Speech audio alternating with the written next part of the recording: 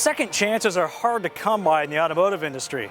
So when an outside financier decided to bankroll Volvo's ambitious future R&D efforts, the Swedish automaker responded by taking full advantage of this rare opportunity and in turn, developing one of the most impressive SUVs in recent memory.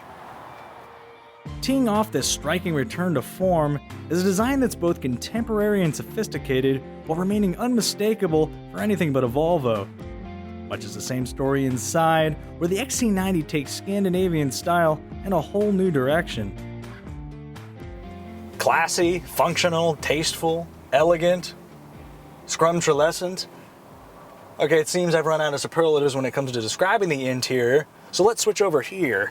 This is Volvo's next generation Sensus infotainment system, comprised of a 9-inch tablet-style display with a home button, Nokia's Here navigation, and infrared interactivity. Now what that means is, unlike a capacitive or resistive touchscreen, you can use this display while wearing gloves, or just tapping it with a wallet, a phone, or, hey, a Tide pen.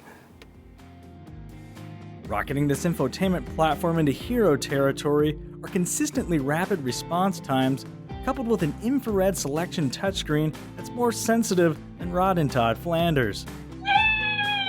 Sweetening the deal is Apple CarPlay and Android Auto integration, and an optional 19-speaker audio system by Bowers & Wilkins that sounds as stunning as it looks. A key area that's often overlooked in the scrupulous world of high-end luxury SUVs is ergonomics, and that's where the XC90 really begins to distinguish itself from its competitors. The armrests are symmetrical and well padded, the steering wheel offers more adjustability than most of you probably need, or deserve, and outward visibility is excellent in virtually every direction. Essentially, everything's where you want it to be. Even on less than perfect pavement, the ride remains comfortable and composed. Better yet, the electromechanical steering calibration is so well sorted that Volvo engineers couldn't improve upon it even if they tried.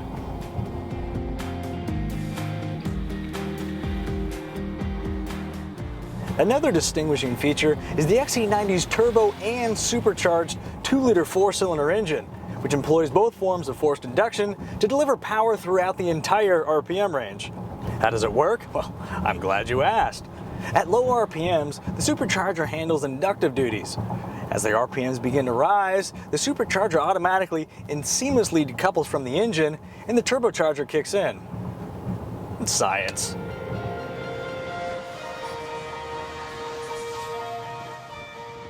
Though it suffers from a conspicuously noisy idle, Volvo's Super Turbo 4 routes 316 horsepower and 295 pound-feet of torque to all four wheels via an 8-speed automatic gearbox for a claimed 0 to 60 mile an hour time of 6.1 seconds.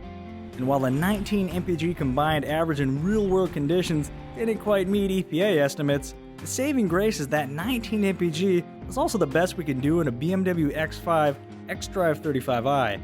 Of course, those who fancy quicker acceleration, along with a projected all-electric range of roughly 17 miles, can opt for the range-topping T8 plug-in hybrid variant. Though its $18,000 premium over the standard model is a tough pill to swallow. In congested urban settings, the XC90 charmed with its good sight lines, smooth off-the-line power delivery, and reasonably tight turning circle.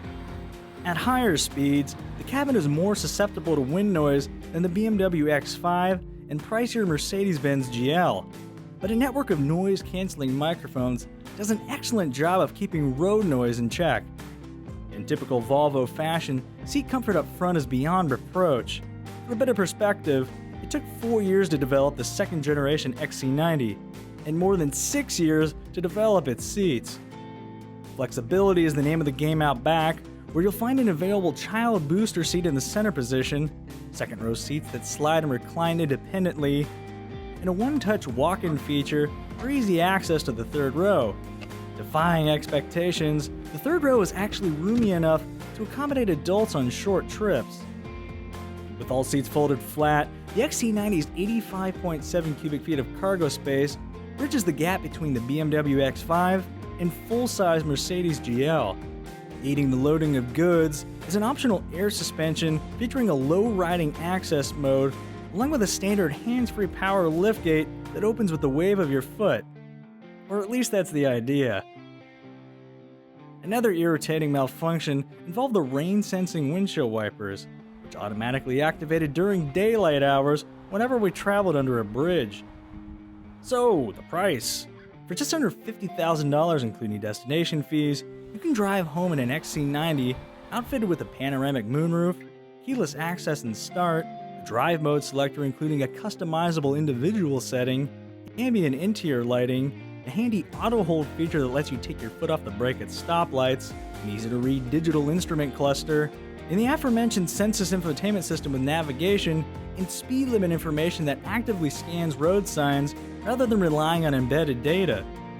Add full LED headlamps, a high-definition 360-degree surround view camera, adaptive cruise control capable of steering the vehicle at speeds under 30 miles an hour, a heated steering wheel, and a head-up display that's practically invisible through polarized glasses, and a fully loaded XC90 still undercuts a base Mercedes-Benz GL by about $1,500.